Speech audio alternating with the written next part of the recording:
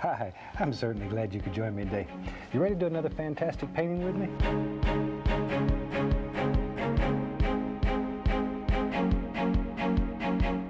You recognize his iconic image. Who's this? This is Bob Ross. This is the most famous painter in the history of the universe. Signature phrases. A happy little cloud that floats around and just has fun all day. And soothing voice. Anything that you want, you can build here. This is your world. Bob Ross is one of public television's most beloved personalities. The Bob you see on the show is the Bob that we all knew even behind the scenes. I used to watch Bob Ross all the time, and the thing I remember was his positivity. He made you want to do that. He wasn't only a painter, he was an entertainer in his own right. Without any flash, his paintings spoke for him, and he kind of took you by the hand and led you along the way. I talk to only one person when I'm filming, and I'm really crazy about that person. Some watched for his easy-to-learn painting technique. When I watch his method, I go, it is, wow, how does he do that? It's amazing. And he makes it look incredibly easy. But the interesting thing is that when people actually try to do it, they have success. Once you have the technique down, all you need is a dream in your heart and a desire to put it on canvas. And some were just captivated by his calming demeanor. And I think maybe that's part of the magic. I think his voice was part of it, his presence, his manner, his tone. I think his sincerity came across, and I think people relate to that. They still relate to that. Every legend has an intangible, aura or something, and I just imagine whenever you're encompassed with greatness, people just want to be around it. Bob Ross is public television's most recognizable artist. Everybody knows Bob Ross, and especially his hair. This is the story of a young painter with a dream to share the joy of painting with everyone. My father, he spent most of his time when he came home from work watching public television. He would have us watch Bob Ross, where we would learn how to paint and learn how to use our imagination. I'm sure the word magic gets used a lot, but I mean, it really is like magic. I mean, he'd mix up his, color, and I'm gonna take a little bit of this yellow and stick it in this black, and you think, what? Why yellow and black? You're like, that's so counterintuitive. And then takes like a palette knife and gets a little thing and whoosh, whoosh, and there's a tree. And it's like, how'd you do that? People continually say, I can't draw a straight line. I don't have the talent, Bob, to do what you're doing. That's baloney. Talent is a pursued interest. In other words, anything that you're willing to practice, you can do. This is Bob Ross, the happy painter.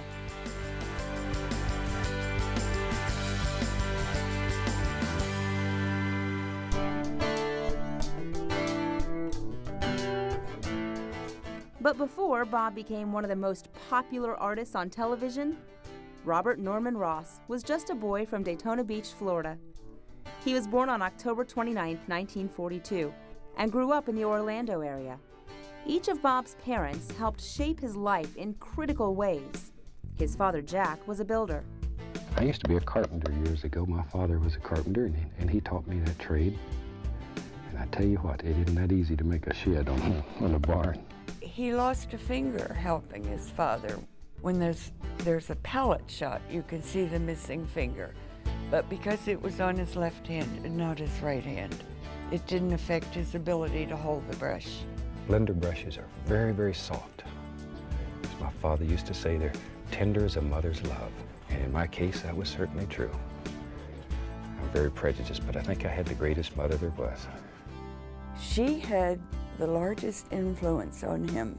She's the one who taught him the love of wildlife. Second to painting, or maybe even more than painting, Bob loved wildlife. I think when I was a kid, I must have had every kind of pet imaginable. I lived in Florida, so I had access to a lot of creatures, but I had a pet snake. Man, he got out of the cage and was lost in the house for a long time. My mother got up and went to the bathroom one night, and he was in there and scared her.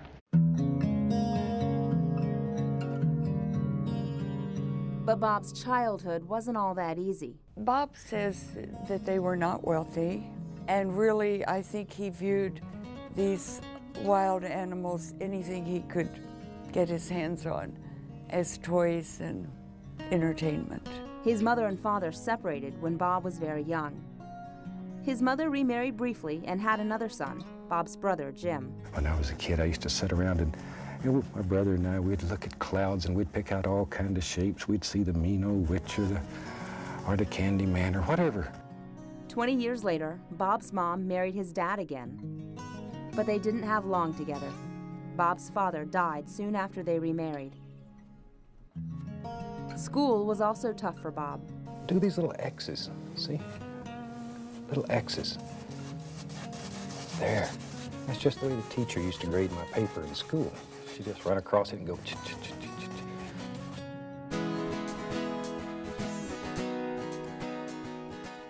When he was just 18 years old, Bob joined the Air Force. I spent half my life in the military. And I used to come home, take off my little soldier hat, and put on my painter's hat. He got married and had a son, Stephen. He has been painting, I think, since he was born. He was about 12 years old before he realized everybody didn't paint. But Bob soon found himself raising a son on his own. His first marriage didn't last long. Bob and his son had a close relationship, and years later, after the Joy of Painting series took off, Steve would occasionally appear on the program and eventually became a certified Ross instructor himself. Steve travels all over the country teaching hundreds and hundreds of people the joy of painting. And I've asked Steve to come in today and show you what he can do in just a few minutes. So I'm going to turn it over to Steve, and I'll be back at the end of the show. Steve? Thanks a lot, Dad. Steve was incredibly talented. Bob said he talks better than I do and he paints better than I do, but Steve never was someone we could convince to come on and work with the show. And I always regretted that because I thought he had enormous talent. Bob and Steve lived in Florida for several years until the military transferred them to Alaska when Steve was a young boy. I had been born and raised in Florida and was 21 years old before I ever saw snow. Bob remarried and settled down near Fairbanks, Alaska with his new wife, Jane. She was a civilian worker with the Air Force. For more than a decade, Bob worked mainly as a medical records technician at the Air Base Hospital and cultivated his love of painting. He was inspired by the snow-capped mountains that surrounded him and sold his paintings to tourists. He was a part-time bartender, and he was painting gold pans in Alaska and selling them in the bar to make money. One day, the tavern's television was tuned to a PBS station. Bob looked up and saw a painting show hosted by a German man named Bill Alexander. How long can you hold a dream? How long can you have creative power? You need that almighty creative power. Alexander was painting scenery that Bob was familiar with, and he was using a centuries-old painting method called alla prima, which means direct painting or all at once. The basic premise is that a thin paint will stick to a thicker paint. Alexander called it the wet-on-wet technique. Years ago, Bill taught me this fantastic technique, and I feel as though he gave me a precious gift, and I'd like to share that gift with you. This method allows you to layer colors of paint on top of one another and blend them right on the canvas. Traditional oil painting requires you to wait for each application to dry before adding a new color. But the wet-on-wet technique is more user-friendly because it allows you to paint very quickly, and if you make a mistake, you can just blend it away. Because as you know, we don't make mistakes. In our world, we only have happy accidents. And very quickly, you learn to work with anything that happens on this canvas. Anything. This painting style was exactly what Bob was looking for. I remember when he was in the Air Force up in Alaska. We went up there and he was excited about watching someone on television, and he says, "That's what I want. I want to paint before the bubble bursts. I want to get my painting on the canvas before I lose my idea." About 1975, I saw Alexander on television, and like millions of other people, I fell in love with him. And it took me about a year to find him. I studied with Bill, and when I retired from the military, they offered me a position with the Magic Art Company as a traveling art instructor. Bob's wife Jane and his son Steve stayed in Alaska for a couple more years until Jane was eligible for retirement. So she allowed Bob to leave Alaska with $1,000 and told him to either go out and make his fortune or come back home.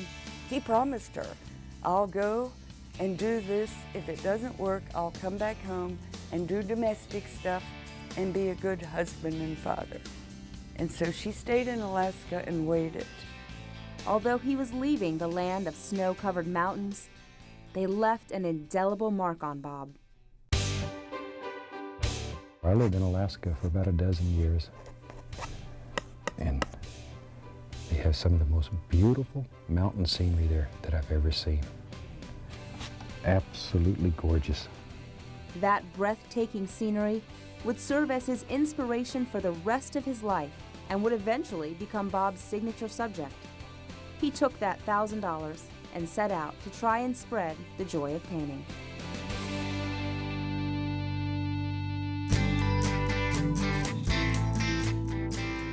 Bob was teaching Bill Alexander classes all over the country. He happened to land one in his native state of Florida. And that's how he met Annette Kowalski in one of his painting workshops. And Bob's life would never be the same. I had just lost a child and was still in mourning. My husband would have done anything to pacify me and make me happy. So he said, okay, I'll drive you to Florida, which is the only place you can take a Bill Alexander class. So I called the Alexander Company in Oregon, and they said, yes, we have some classes in February. Unfortunately, Bill Alexander has retired, and there's this guy named Bob Ross who's teaching his classes, and I was so unhappy. Annette enrolled in a seminar that was 5 full days of painting. During that 5 days, I became aware of an effect that Bob was having on these students. Very calming effect, very quiet. I had never seen anything like it. I was mesmerized by him. She kept insisting that there was something there that had to be packaged or bottled, and that's what I was hearing almost every single night as we had dinner, and I think that was the driving force. So the last day that we were in Florida on a Friday night, we went to a local hamburger joint and we invited Bob to join us. And he agreed.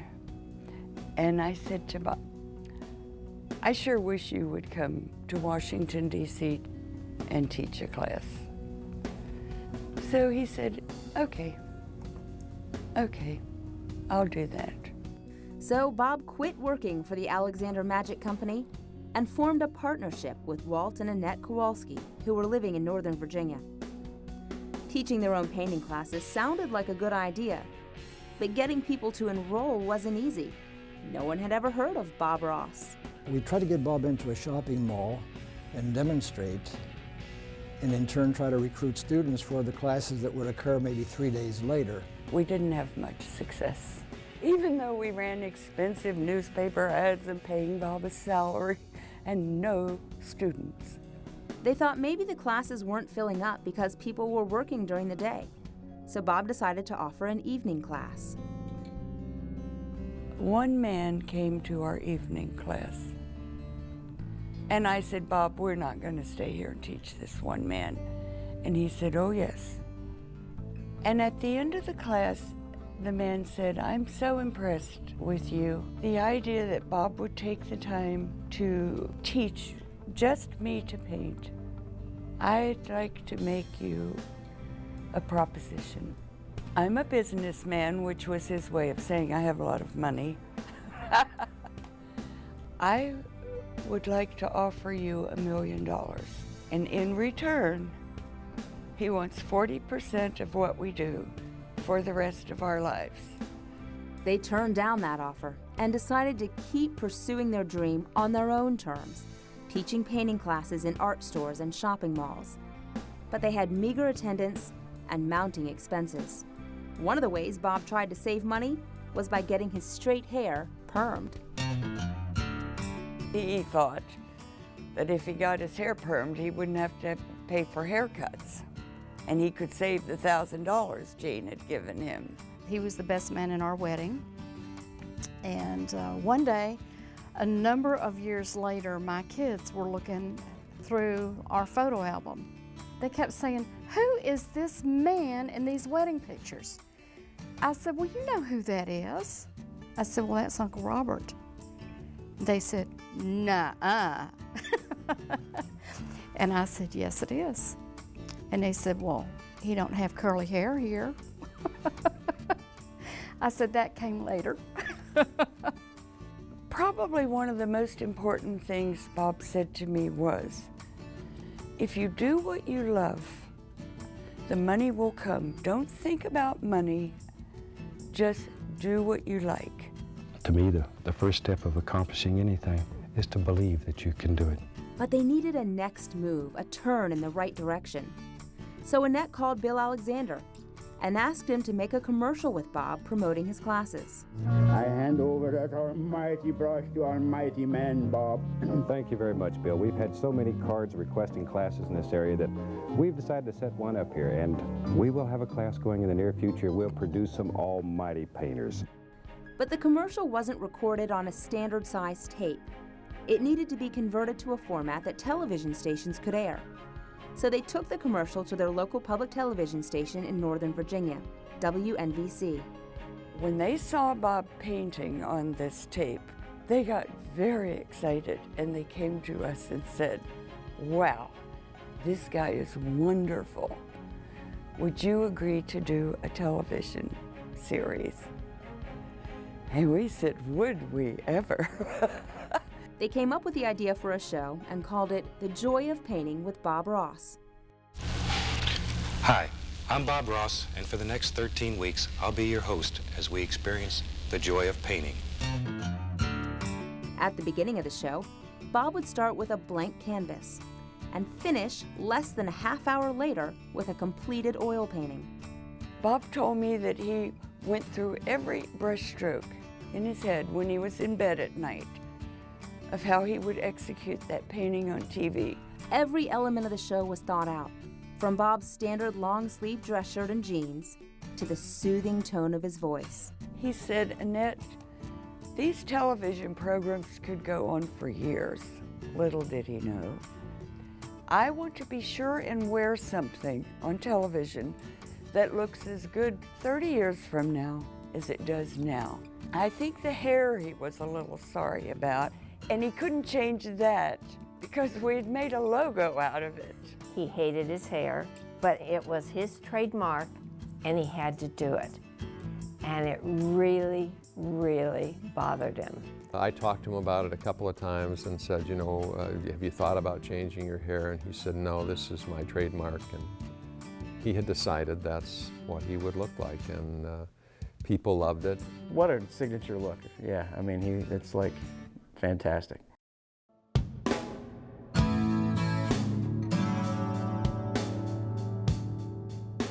Even the simplicity of the set was no accident. It was just a black curtain environment, Bob and his easel, 3 cameras. I ran the camera that Bob talked to. Richard's been with me since the first series, and as you can see, Richard has finally got smart, and he now wears a raincoat. He got tired of all of his clothes being painted. Bob's original idea was to have this elaborate set that looked like a trapper's log cabin, whatever, and this was the original intent. But it finally dawned on Bob that he would not create the intimacy with the viewer with all of that in the background.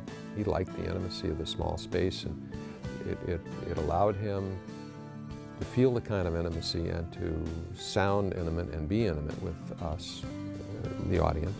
He said he pretends like he's talking to one woman in bed.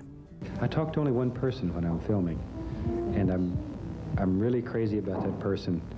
It's it's a one-on-one situation, and I think people realize that, and they do feel that they know me, and I feel that I know them. Bob wanted to publish a how-to book to go along with the Joy of Painting program.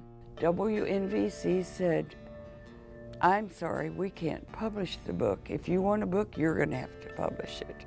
And it was going to cost $30,000. So Walt mortgaged our house, and we published Bob's first book. The book had the same step-by-step approach of his television program. They would go on to produce a book for every series of The Joy of Painting, and Bob would dedicate each one to someone meaningful in his life.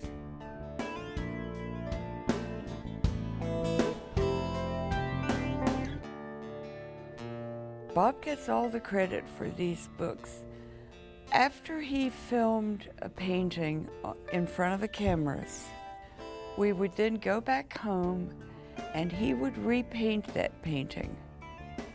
And I would stand behind Bob with my Canon 35mm camera, and he would make me take about 50 photographs the whole time he was painting. And those were the how-to photos that he wanted in that book. Series 1 aired on many public television stations on the East Coast, but the audience was small. In the time you sat around worrying about it and trying to plan a painting, you could have completed a painting already. And the quality of the audio and video was so poor that the first series of The Joy of Painting was never aired again. And the book that goes along with it is a rare find. The partnership with WNVC dissolved. I think we'll call that finished. And I want to thank you very, very much for watching us. I hope to see you again in the near future. Bob would have to look for a new home on public television. With Series 1 of The Joy of Painting under his belt, Bob forged ahead teaching painting classes across the country and looking for a new television station to partner with. Our dream was to move this inland to the Midwest. Walt was tracking where Bill Alexander's program was popular. Those were the cities that we wanted to hit with our classes. Phil Donahue was very big in those days, and he was coming out of Chicago. We wanted to run commercials on the Phil Donahue show, but where would we get a commercial? Once again, he turned to public television, this time in Muncie, Indiana, just across the state line from Chicago. In 1981, funding for public television got really bad, and a committee was formed in Congress called the Temporary Committee for Alternate Funding. We called it TCAF. And out of that committee, there became a legislation that allowed for 10 public television stations to actually sell commercials. WIPB was one of those stations. Well, I was sitting in my office, which happened to be the upstairs bedroom of this television studio, which was an old house. And I look out the window, and this VW bus pulls in the driveway. And we're thinking, okay. And this bushy-haired man gets out, and this lady with him, and they come walking up to the door. And he says, well, hi. He says, my name's Bob Ross, and we're doing a demonstration and some classes at your mall down the street, and was wondering if you could give any publicity to us.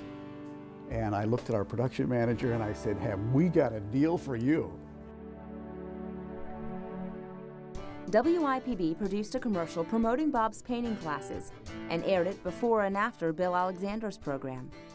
Walt and Annette also bought airtime on the Phil Donahue show. All that advertising paid off. The class was such a success that Bob thought about making WIPB the permanent home of The Joy of Painting. So he went to see the general manager. He said, well, we'd like to talk to you about an idea we have. And I said, what's that? He said, well, would you go to lunch with me? And I said, sure. And so we took him to lunch. He said, how about making a painting series? We did the first one, and he made the painting in basically 26 minutes and 46 seconds. And so we said, well, my goodness, how many of these can you do? And he says, how many do you want to do?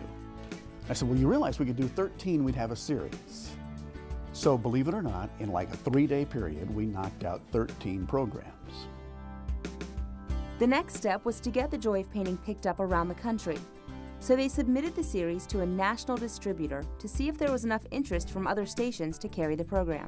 It went up for a vote, and basically Bob and Annette and I and a couple of others were in our office. We were actually watching this vote tally, and by golly, you know, it was a hit. They said, oh yeah, we'll take it.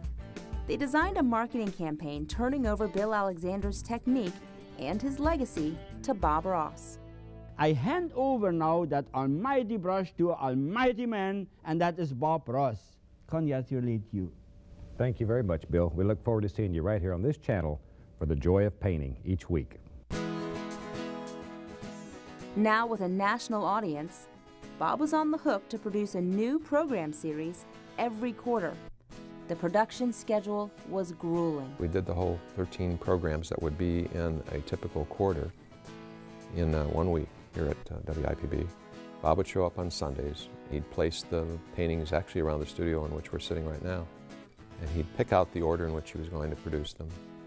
And we would do the opens and closes of the shows, all of them, on Monday.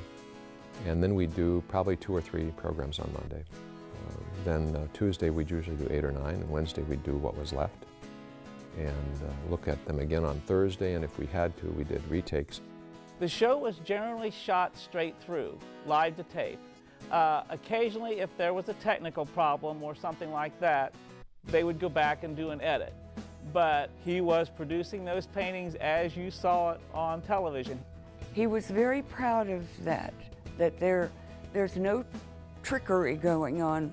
And I should mention here that those paintings were not all that spontaneous.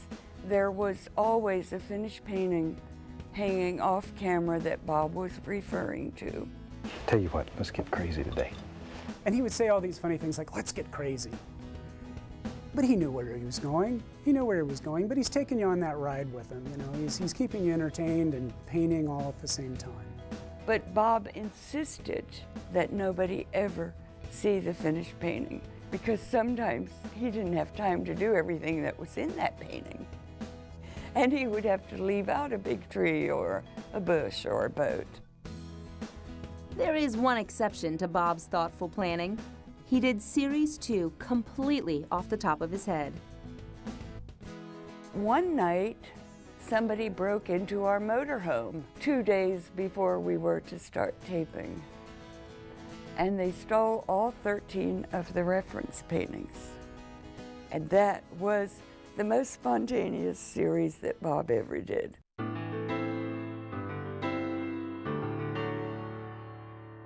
This new partnership with the PBS station in Muncie, Indiana, was the right move for Bob. He would go on to produce the remaining 30 series of The Joy of Painting there. That's almost 400 episodes. There's a lot of super people that put a lot of work into making this happen. It's not done just by coming up here and painting a little picture. There's a lot of people here in the studio that work very hard to bring you a nice production. They really do a good job. It was always fun to work with Bob. It was always a week that I think we looked forward to when he would come back. Bob had a wonderful sense of humor, and so our days were spent more or less telling jokes and goofing off. And then when it came time to be serious and do the show, you know, then the Bob you see on the show is the Bob that we all knew even behind the scenes. And when the work was done, Bob and some of the WIPB team would scour local antique shops for forgotten treasures. By 1984, The Joy of Painting could be seen in most parts of the country, but some stations still weren't carrying the program. While Bob was teaching classes in upstate New York, he gave every one of his students the home phone number of the local PBS station manager to convince him to carry Bob's show. Give your station a call. Let them know. Let them know what you want to see. And when they need some help, give them a hand. Bob's wife Jane came down from Alaska to work with Walt on the business side of things. Jane was very much involved.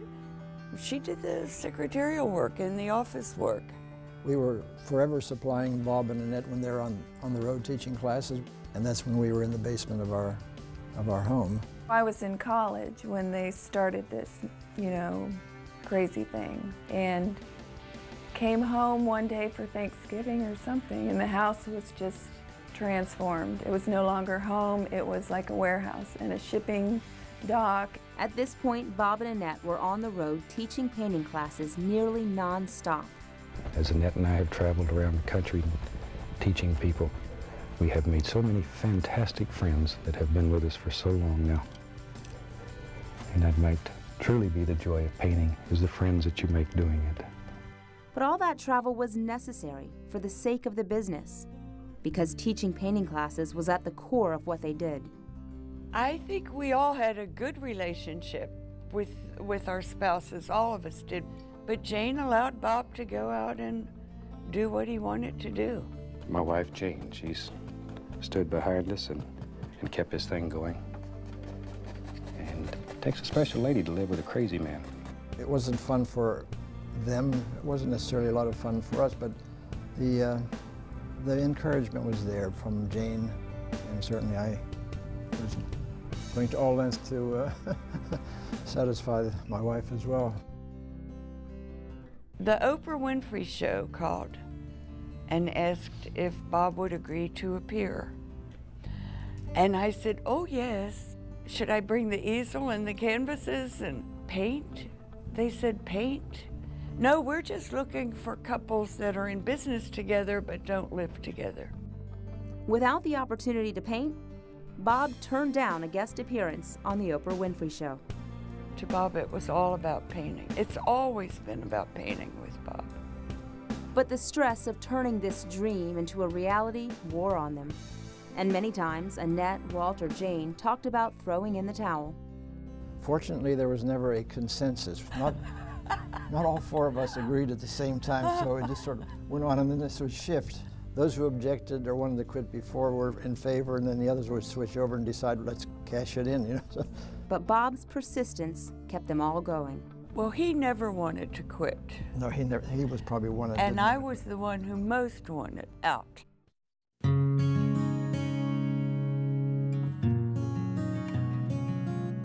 His complete dedication to painting and teaching others to paint was the driving force.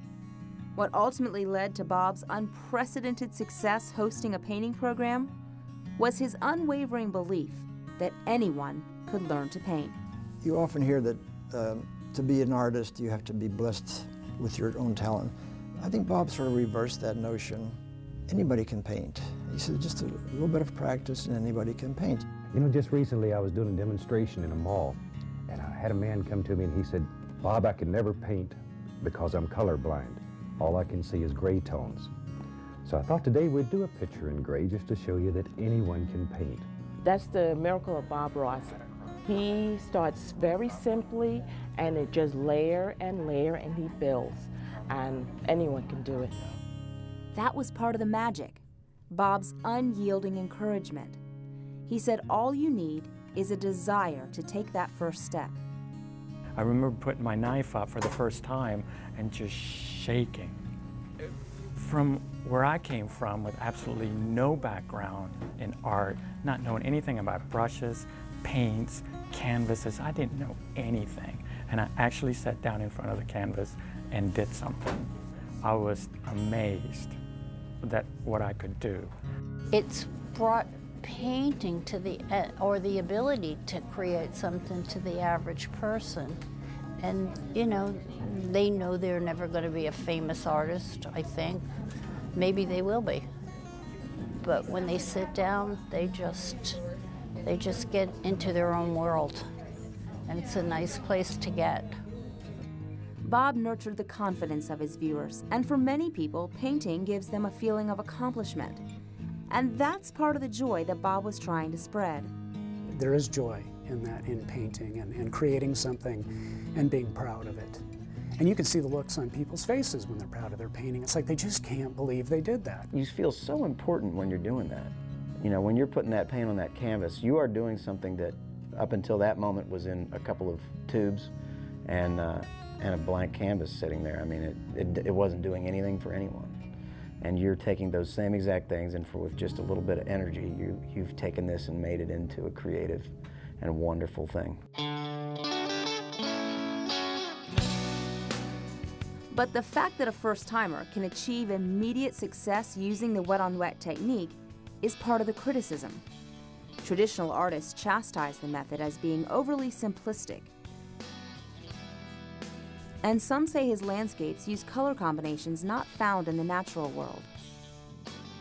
Most people think that art is something that's very complicated, that you have to go to school for 100 years to learn.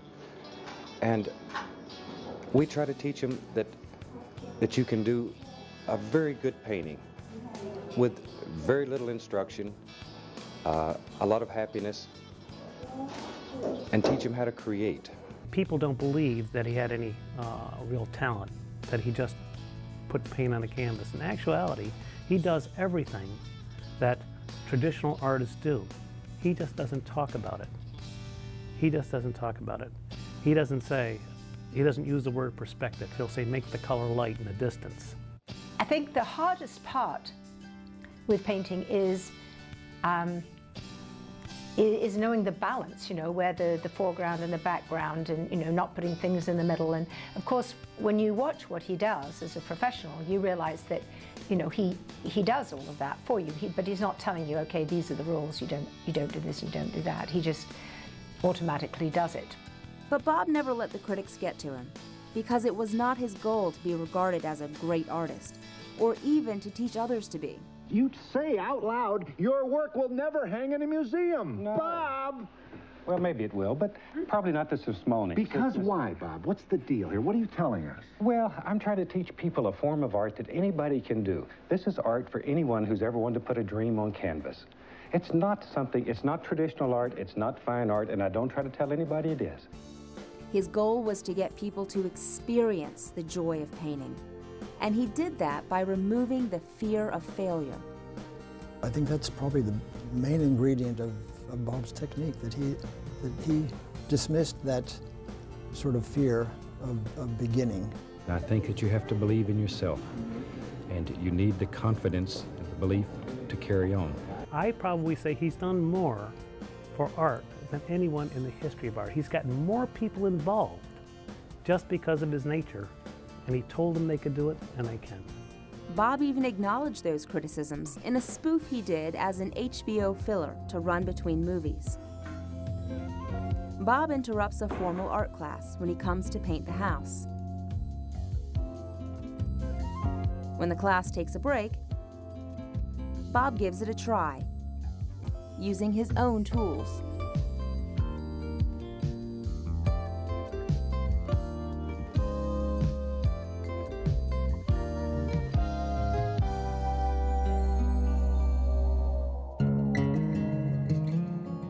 With each series of The Joy of Painting, Bob's familiar image and soothing voice filled more and more homes across the country. I think our first series, we managed 50 stations around the country.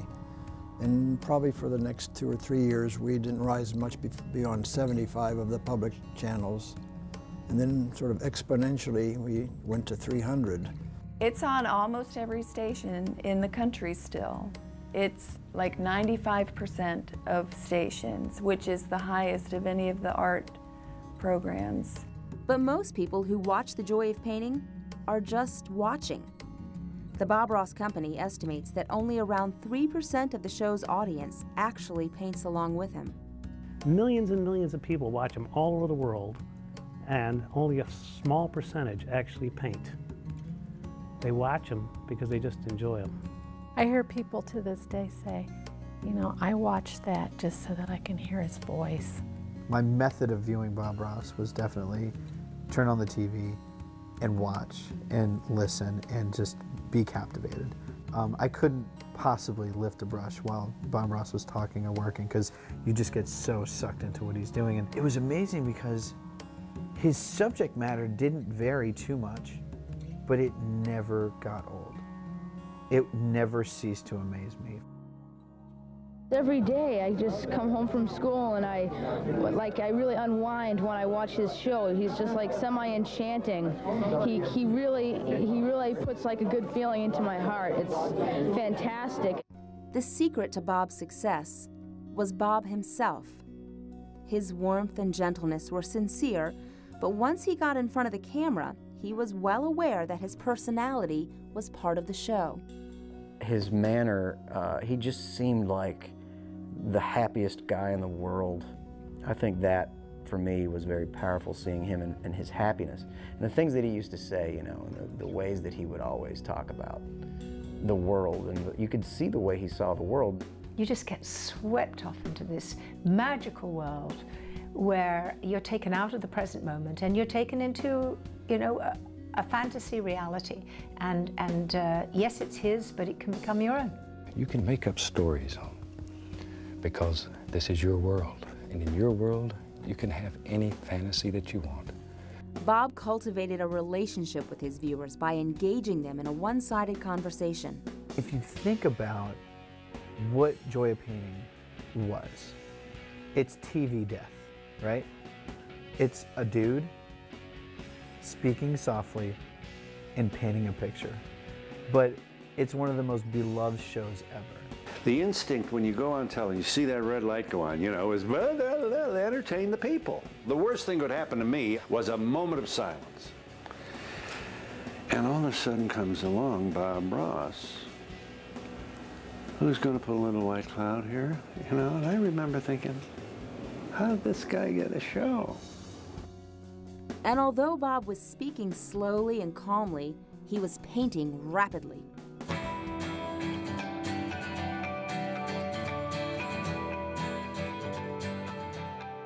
You know, Bob Ross, for as mild as he was, he painted like a bulldog, you know? I mean, he really like got in there and was just, I mean, he worked that canvas, he worked that paint. He expected a lot out of his materials, and he got it. You know, there's things you pick up watching him, like the way to do a pine tree with the fan brush, where you just, you know, go straight up, get the little trunk, and then you do little pieces all the way down with the fan brush, and it's so fast. And the next thing you know, he takes a brush and he does a couple of swirls with gray and black and white, and they're rocks. It was like so quick what he was doing, and it's fascinating to watch. Bob had a passion for life. And of course, he had a Corvette, and he loved that Corvette. And a passion for wildlife. He was known for having small animals, or critters as he liked to call them, on his show. This was not something we were happy with or encouraged, but we allowed him to do it because Bob was Bob. We had lots of creatures on the show. And squirrels, of course, became his trademark. He really loved squirrels, and he had Peapod. That's the one that just became famous. And Peapod lived in his house with him for about 2 years. And finally he said, you know, he really needs to be out in the wild. And so he released him. Bob was committed to rehabilitating injured or orphaned animals, and he would build elaborate cages for them. Actually, I lived a couple blocks from him. And every now and then he'd say, oh, I made you a cage today. And he would have made me one of these enormous wire cages, and they were lifesavers. They helped me so much.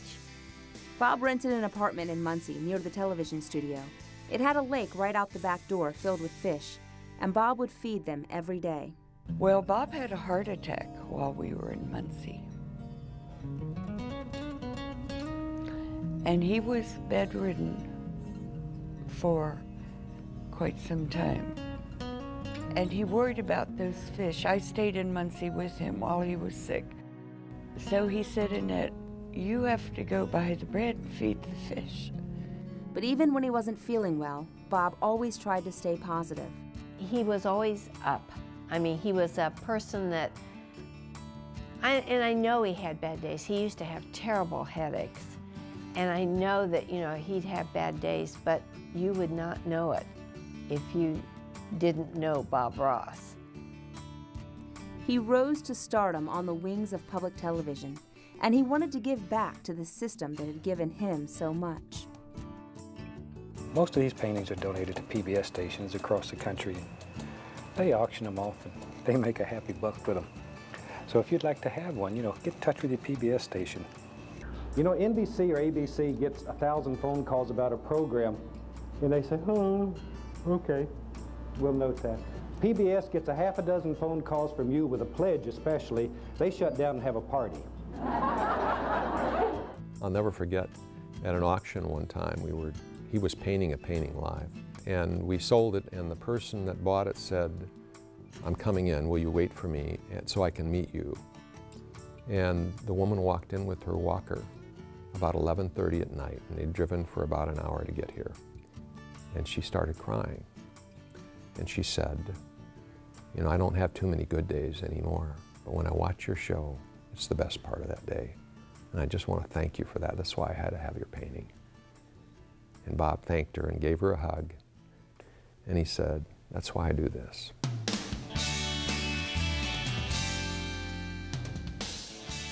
But at this point, the main source of income for Bob's business came from teaching painting classes and selling instruction books. And then a happy accident. The Alexander Company called and said they couldn't produce enough paint to keep up with the growing demand, and suggested that Bob start his own line of products. Bob also took that opportunity to refine the product that Alexander had been using. He reduced the size of the largest brush that Alexander was using from 2.5 inches down to 2 inches, and he adjusted the formula of the paint. Bob was very adamant about what he wanted. He was kind of a perfectionist because he knew the system that he developed would work for a beginner if it was formulated a certain way. More than the colors being specific is the consistency of the paint. It's very specific to the technique. They're very, very firm. Here's what it takes to make the Bob Ross landscape oil colors. You measure, you put it in, you let it mix, and then thicker products go over a 3-roll mill. Then the lab chemist comes and does a drawdown on it, and then if he approves it, then it goes to the tube filling equipment. Each tube of paint was printed with Bob's smiling face. As his products hit the commercial shelves, so did his image, establishing his brand in the commercial art world. Now Bob could focus on growing his business, and that meant training some instructors to go out and teach the method and the message of the joy of painting.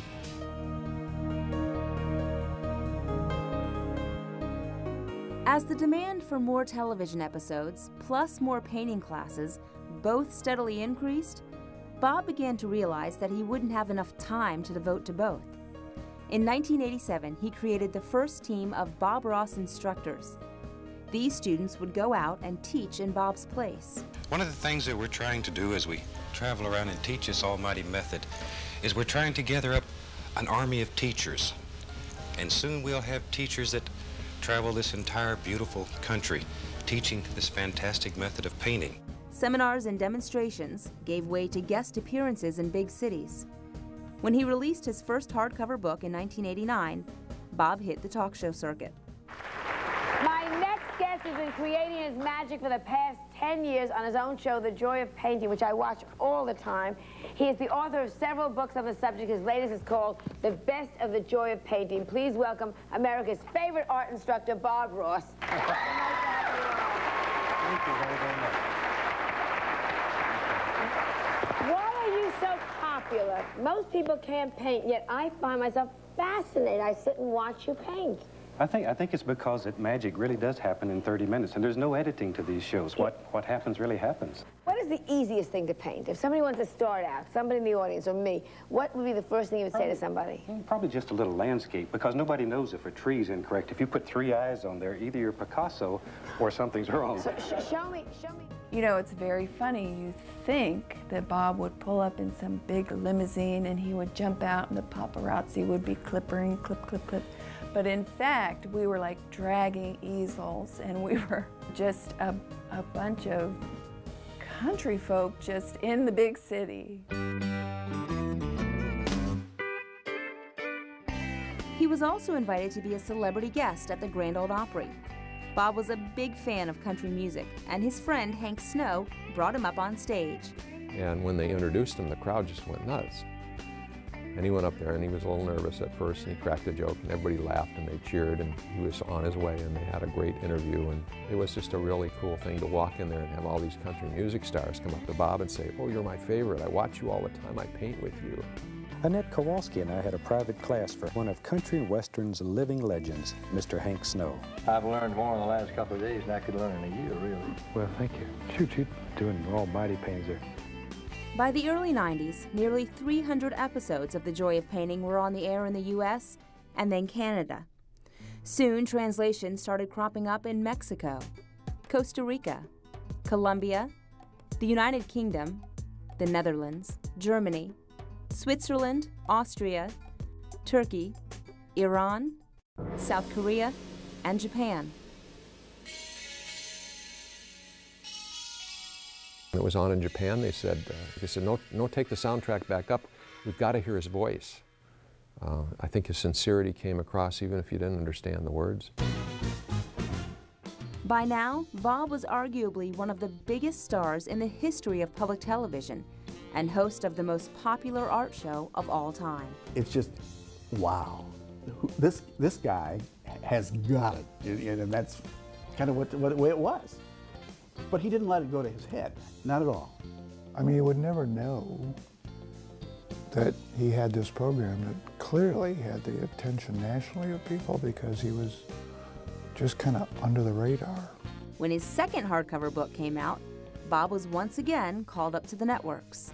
Bob is looking at us and he's painting a mountain. I don't know. He does. He's famous for his landscapes. He says millions of people harbor a desire to paint, and I think he's right. Wouldn't you love to be able to? Well, you know, we've talked about this before. I frankly have there's his book. I have no... artistic talent at all? Absolutely none. None. Tell you what, if I can get you to pick up your palettes, we have a palette prepared for each of them. That's this part, Reach. And just sort of put your thumb right through the hole there. There you go. Hold it like, oh, you look good. Okay. Good. Now, this is the fun part of all this. We're just going to paint a happy tree right here. Hey, look what I'm doing here. I'm painting. All right. Bob rose to the status of pop culture icon with a series of promotional spots for MTV. I do love to paint trees. You can make it wiggledy. That's all there is to it. MTV, it's all just fluffy white clouds. And a tongue-in-cheek commercial for hair care products. It's subtle color. A little bit of color. And there's no ammonia or peroxide. It even conditions your hair. You know, people have done spoofs on Saturday Night Live. They've done all sorts of things. And, you know, what can I say? If you reach that stature, it means something in life, whether you actually like what they're doing or not. The point is that they know who you are. And he certainly had made a reputation of being a visible icon.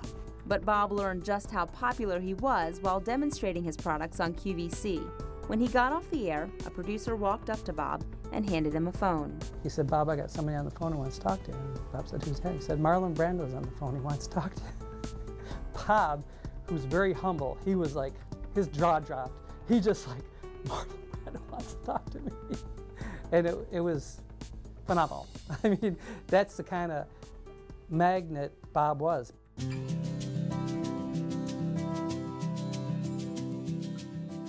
Although his career was at its pinnacle, his personal life was starting to come apart. In 1992, he lost his wife Jane to cancer. And his own health was starting to fail as well. He was fighting his second bout of lymphoma. He'd had surgery for the original diagnosis long before The Joy of Painting started, and had been in remission for years, all of which was kept secret except to his closest friends. He really got tired easily, and that probably was a precursor to what was coming. But when Bob knew he was losing the fight, he began making plans to carry on The Joy of Painting. We had a couple of years warning that we were going to lose Bob. He worried that when he was gone, the landscapes would go too. And so he said, Annette, I think you need to go public with the florals that you're painting. You know, over the years, I've got literally hundreds of letters from people saying, teach us how to paint florals. Well, I'm not really a floral painter. I'm really a tree and mountain type person. So I've asked a very dear friend to come in today and help us with a little floral painting. I'd like to introduce you to my partner and longtime friend, Annette Kowalski. Annette, welcome to the show. Thanks, Bob. Around that same time, they opened the Bob Ross Workshop in New Smyrna Beach, Florida, to train the army of new instructors to carry on Bob's legacy. It's viral. It's you teach 5 people to do it, and they go out and they teach 10 people to do it, and then they teach 20 people to do it, and it just keeps rolling. That's what he wanted to happen, is that everybody would still pass that joy on to the next person. Then in 1994, about a year before he died, Bob was invited to be a guest on The Phil Donahue Show. I recall thinking, you know, when people watch The Donahue Show, you know, we hope we're interesting, and they're, you know, people watch it and enjoy it. When they watched Bob Ross, they went like this. You were mesmerized by what he was doing. I remember just leaning forward toward the television set. I couldn't get over this guy. I was crazy about the guy. So, what do when you're impressed? You invite him on your show, which is what I did. You know, you don't necessarily jump out of a cake. I mean, you never were that kind of guy. No. Put a lampshade on your head. No. And what's just, you know, you are so cool, you are so calm, you are yourself, and you put together some of the most beautiful work I've ever seen. Look at the light shining. I mean, this is wonderful. And so, who's stupid to put his painting up after Bob Ross, the pro? All right, here I am. I'm about to embarrass the whole Donahue family here. All right? This is what you can do if you apply yourself and have more talent than I do. There you go.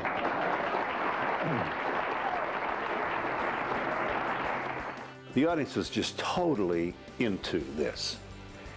And, you know, when you're 29 years on the air with an audience every day, you get pretty good at reading audiences. And this audience, at the time that he did our show, was totally rapt. Sir, you wanted to ask. Oh, my mom watches him all the time. Yeah. I go over there, she's always watching this guy paint. And she says, he looks so good. I wonder how they look in person. And they look terrific, Mom, in person. They look great. Thank you. Bob, thanks you.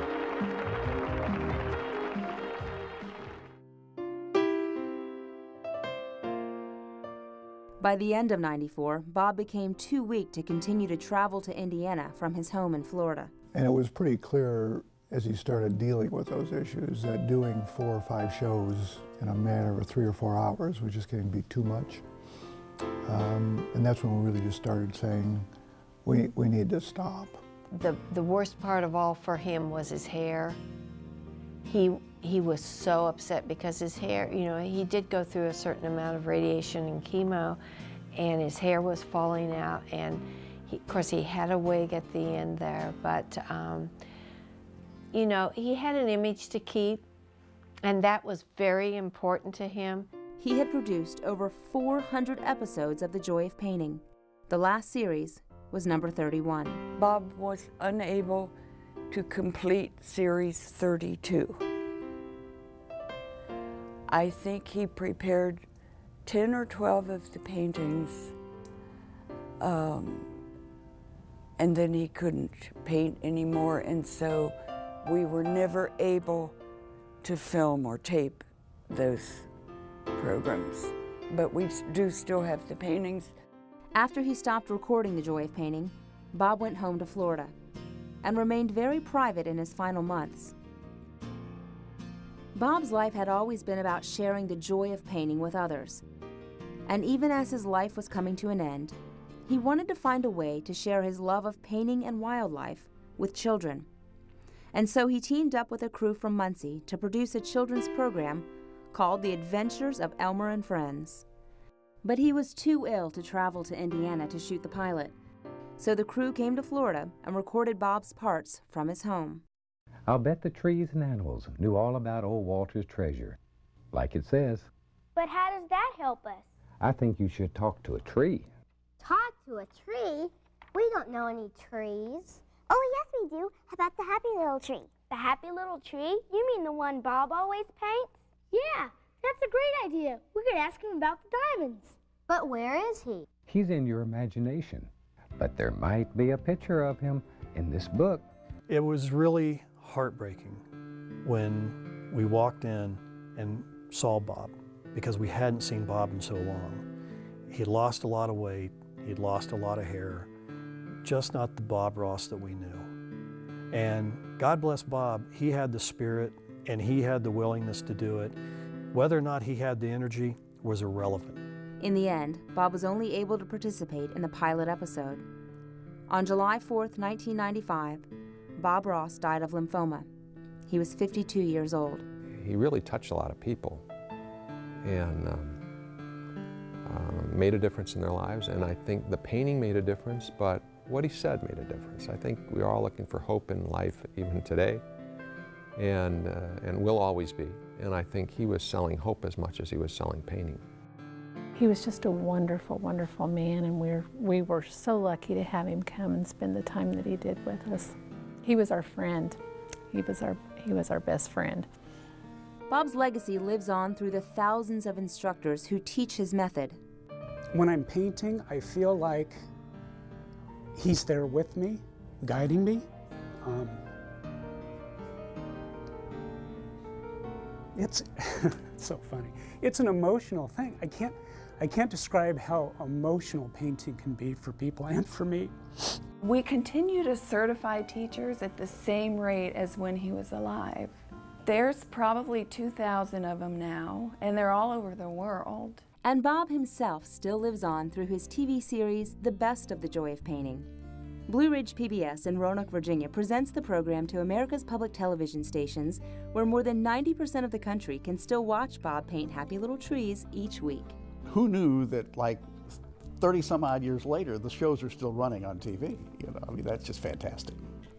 There was a lot of pressure on us right after we lost Bob to replace him with another painter, and we talked about it.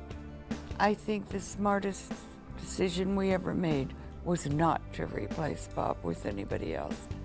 He just will live forever. This is 28 years later now, and I can tell you the phone calls that we get today are identical to the calls we were getting 28 years ago. This is a new generation of viewers now. I don't think a lot of people understand the age range and the lives he's touched. College students, young kids, old, middle of the road. It's incredible. But yet the one thing is that man's legacy does not go away, nor should it. What he's given, many people have imitated, never duplicated. But what a ride it was. I miss him, and I'm sure his millions of fans do as well. Until next time, on behalf of all the personnel here, my partners Walt and Lynette Kowalski, I'd like to wish you happy painting. God bless, my friend.